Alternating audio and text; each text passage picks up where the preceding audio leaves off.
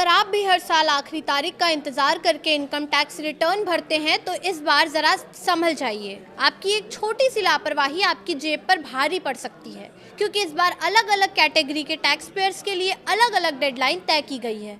ऐसे में आपको ये जानना बेहद ज़रूरी है कि आपको कौन सा ITR फॉर्म भरना है और आपकी आखिरी तारीख क्या है। नमस्कार, मैं प्रिया श्रीवास्तव और आप देख रहे हैं न्यूज़ 18।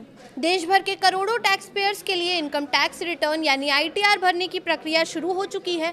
असेसमेंट ईयर 2026-27 के लिए आयकर विभाग ने टैक्स पेयर्स की आय और उनके प्रोफाइल के हिसाब से अलग अलग डेडलाइन तय की है। सबसे पहले बात नौकरी पेशा लोगों की और आम निवेशकों की करें तो जिनकी आय सैलरी, पेंशन, एक मकान से किराया, बैंक ब्याज या कैपिटल गेन जैसे स्रोतों से आती है, उन्हें आमतौर पर ITR 1 या ITR 2 फॉर्म भरना होगा।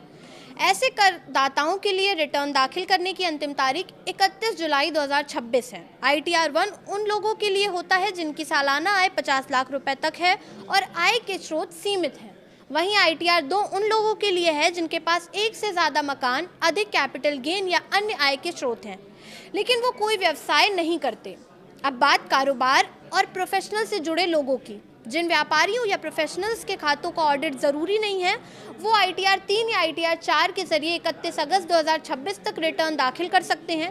ITR 4 छोटे छोटे कारोबारियों और पेशेवरों के लिए है जो प्रिजम्पशन टैक्सेशन स्कीम के तहत आते हैं और निर्धारित शर्तों को पूरा करते हैं। हालांकि कंपनी के डायरेक्टर या विदेशी आय वाले कुछ करदाता इसका लाभ नहीं ले सकते।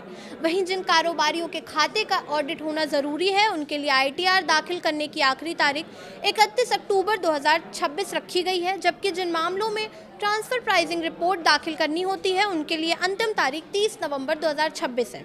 अगर कोई करदाता तय समय तक ITR दाखिल नहीं कर पाता तो वो 31 दिसंबर 2026 तक विलंबित रिटर्न यानी बिलेटेड रिटर्न फाइल कर सकता है।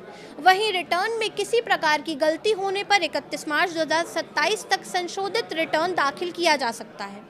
इसके अलावा ITR U यानी अपडेटेड रिटर्न की सुविधा भी उपलब्ध है, जिसके तहत निर्धारित नियमों और अतिरिक्त टैक्स भुगतान के साथ करदाता 31 मार्च 2031 तक अपने पुराने रिटर्न को अपडेट कर सकते हैं। इसलिए टैक्स पेयर्स को ये सलाह है कि वो आखिरी समय की भागदौड़ से बचने के लिए अपने फॉर्म 26, बैंक स्टेटमेंट, निवेश के दस्तावेज और अन्य ज़रूरी कागजात पहले से तैयार रखें। सही फॉर्म का चयन करें और तय समय सीमा के भीतर अपना ITR दाखिल करें, ताकि जुर्माने से बचने के साथ साथ टैक्स के जुड़े सभी फायदे भी मिल सकें। क्योंकि याद रखिए, समय पर भरा गया ITR सिर्फ एक कानूनी जिम्मेदारी नहीं बल्कि आपकी बेहतर वित्तीय योजना की पहचान भी है। फिलहाल इस वीडियो में इतना ही। ऐसे ही और वीडियोस के लिए देखते रहिए न्यूज़ 18।